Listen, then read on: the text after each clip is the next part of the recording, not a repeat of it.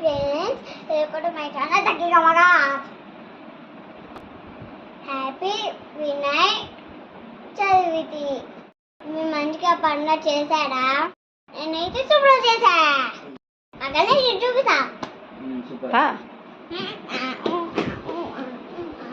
Ganesh